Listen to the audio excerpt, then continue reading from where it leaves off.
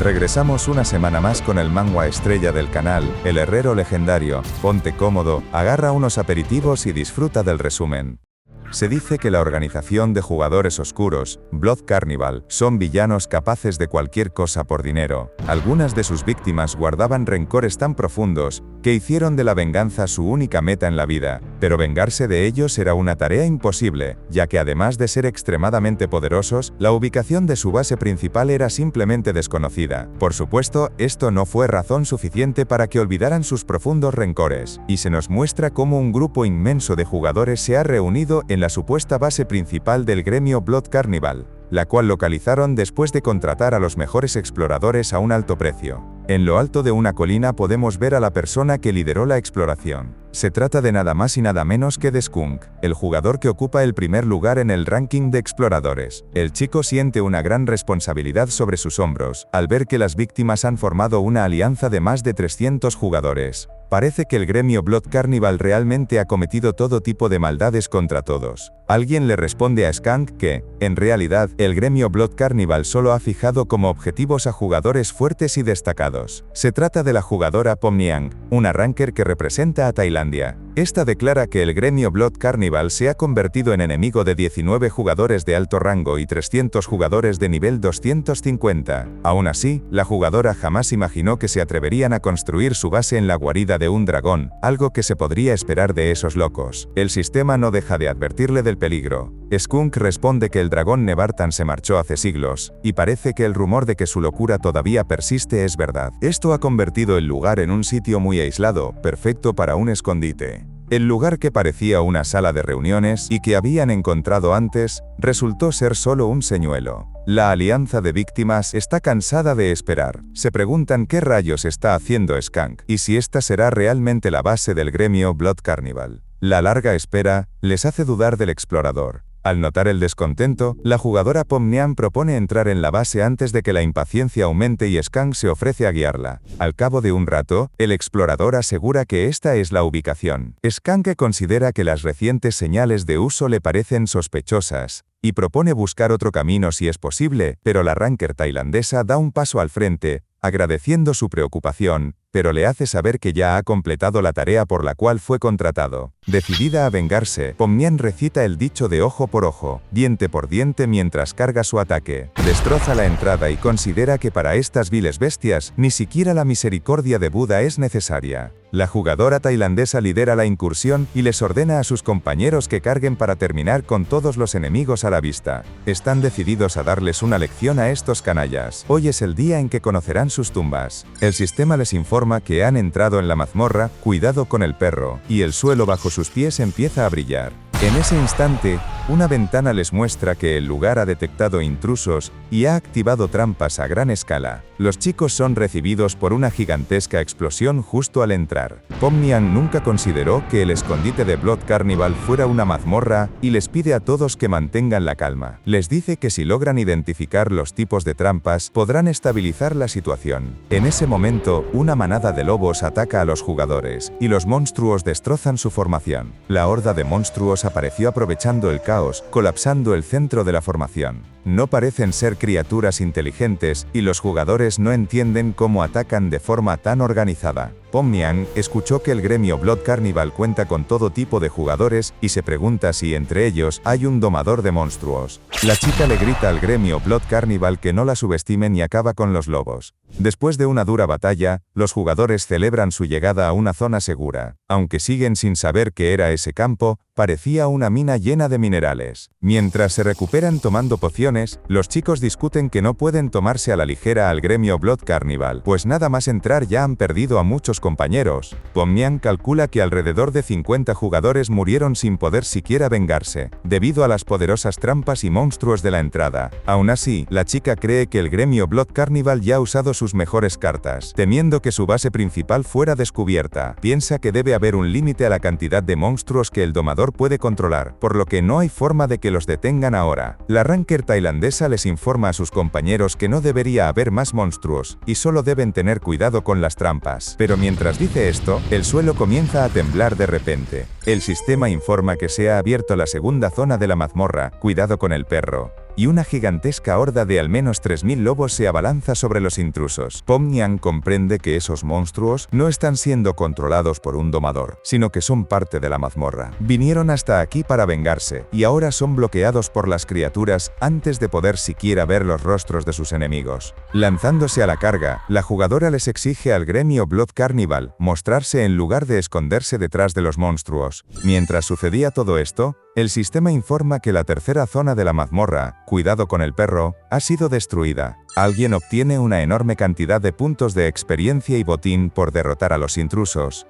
aunque los 102 supervivientes han entrado en el área número 4. En lo más profundo de la mazmorra, el maestro del gremio Blood Carnival activa las trampas y monstruos de esta zona. Le impresiona lo lejos que han llegado, pero cree que la cuarta área será el final, considerando el número de supervivientes. Aunque le duele que le hayan destruido 3 zonas, piensa que vale la pena por el botín que dejarán caer cuando mueran. Si quieren culpar a alguien, culpen al sujeto que arruinó mi mazmorra hace un mes. Gasté una gran cantidad de recursos para mejorar este sistema de defensa por culpa de ese tipo, declaró el maestro del gremio Blood Carnival. Expresa que una mazmorra perfecta puede contener a 300 intrusos de nivel alto, y nada le trae más felicidad como creador de mazmorras. Al poco tiempo, 2 ventanas le informan de que los intrusos han sido aniquilados y que su nivel de creador ha aumentado. El tipo lamenta que haya terminado tan rápido, pero cree que los chicos no deberían estar tristes, ya que incluso jugadores de alto rango como Kraugel, Agnus o Grid lo habrían pasado muy mal. Piensa que en su mazmorra ni siquiera un gran demonio tendría oportunidad contra él, y decide ir a recoger su botín. Por otra parte, la jugadora Pomnian consigue escapar de la base, pero está muy mal herida. La chica pasó los últimos 2 meses reuniendo a las víctimas para formar esta alianza,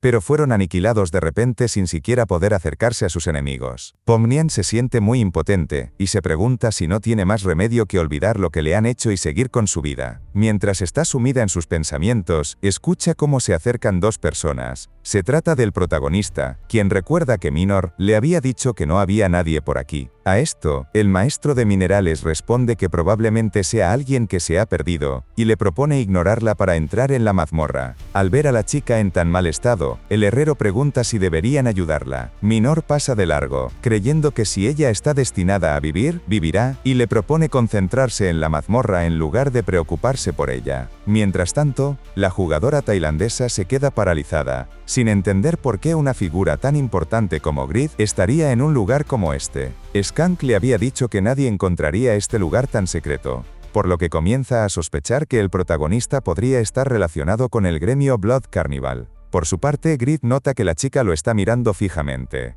Al notar el interés de la jugadora, el herrero piensa que si ve el hierro del dragón lo querrá para ella. Por lo tanto, es directo con la chica y le pide que no se entrometa y regrese a casa. Estas palabras hacen que Pomnian comience a pensar que Grid podría estar aquí para luchar contra el gremio Blood Carnival. Considerando las atrocidades que ha cometido el gremio, cree que es posible que el herrero también haya sido víctima de ellos. La jugadora cree que el protagonista está preocupado por una extraña como ella. Pomnian no puede permitir que un alma tan buena muera, así que le advierte que entrar ahí solo sería un suicidio incluso para él. Grid no entiende a qué se refiere la chica y le pregunta si se está burlando de él. En su mente, solo ha venido a recoger minerales, por lo que no comprende por qué rayos esto sería un suicidio. No hay nada en este mundo que no pueda hacer. Si me propongo algo de verdad, lo consigo, declaró el orgulloso herrero legendario. Esta confianza sorprende a Pomnian, pues el chico no tiene ni una pizca de duda en su mirada. Pero incluso si logra superar cada obstáculo, eventualmente se enfrentará a las hermanas Black y White de clase solar, y a innumerables maestros ocultos. Pomnian cree que tristemente el precio de la arrogancia de este joven rey será la muerte.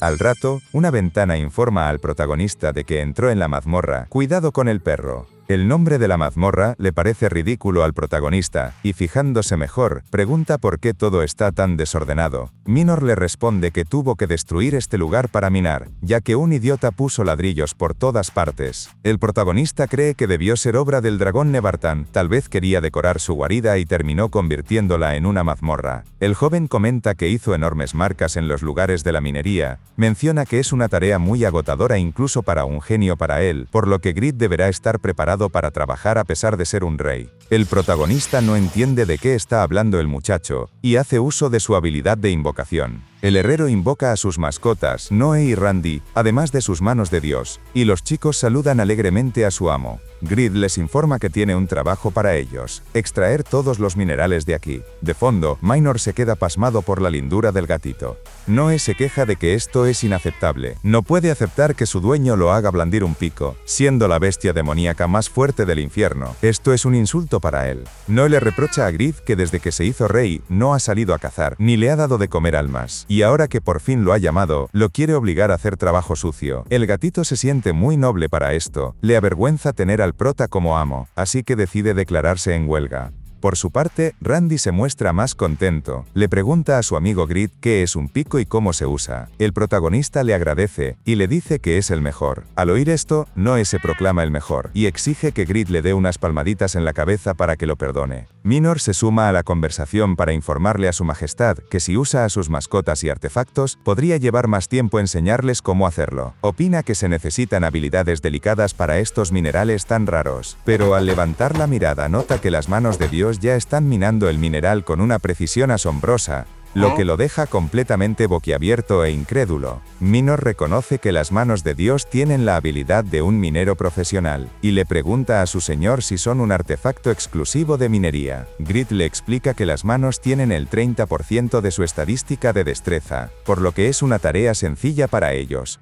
En ese momento, el chico es golpeado por otro mineral perfectamente minado, mientras Noe grita que esto es una competencia. Cuando gira la cabeza, se da cuenta de que las mascotas de su majestad están minando. Se pregunta si estos también son mascotas exclusivas para la minería. Además de que la niña pequeña ha adoptado la apariencia del protagonista. Grid razona que Noe fue lo suficientemente inteligente para aprender a hablar en cuanto nació. Y aunque parece lento, no es nada malo usando el pico. Además, Randy debería tener el 30% de sus propias estadísticas desde que tomó su forma. Le expresa a Minor que no pueden perder contra ellos y le propone empezar a minar. El chico se sorprende, pues cree que su majestad se preparó a fondo, trayendo incluso sus artefactos y mascotas exclusivos de minería. El chico piensa que su señor siempre lo sorprende y que es un verdadero rey, así que él también se prepara para minar toda la cueva. La mazmorra que devoró a innumerables individuos fuertes en un instante, considerada la obra maestra de Dark, el líder del gremio Blood Carnival, y en la que trabajó duro durante meses, sería destruida sin piedad por unos mineros inesperados. En otro rincón de la mazmorra, alguien comenta que ha encontrado más de lo que esperaba. Dark camina por el lugar recogiendo toda la experiencia y el dinero que dropearon esas 300 personas, opina que esto es lo mejor que le ha pasado. El maestro de gremio piensa que pronto tendrá el título del más fuerte de la tierra, y una vez que eso despierte y obtenga su segunda clase, acabará con todo. Entonces, sus pensamientos son interrumpidos por una notificación que le informa sobre intrusos en la mazmorra. Cuidado con el perro. Dark entiende que la Alianza de Víctimas descubrió la ubicación de su base, pero nunca imaginó que llegarían otros intrusos tan rápido. Le parece agotador que tanta gente tenga rencor contra ellos, por lo que se esconderá de nuevo en otro lugar.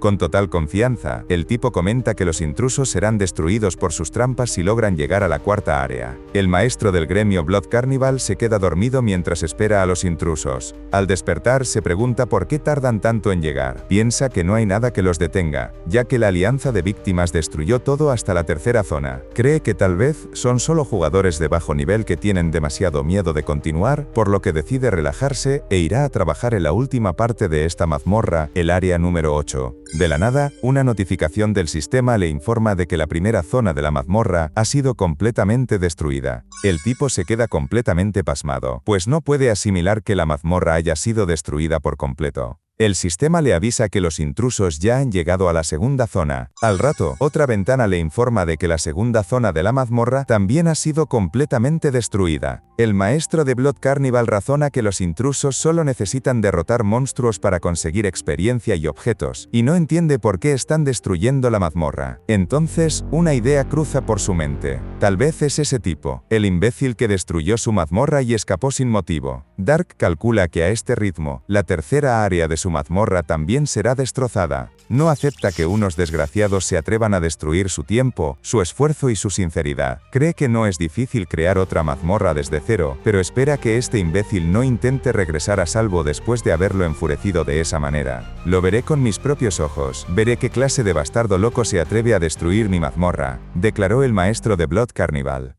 Vale mi rey, dejamos el resumen por esta parte, pero tienes en este lado la continuación, y en este otro lado te puedes suscribir para no perderte próximas partes. Gracias por ver hasta el final.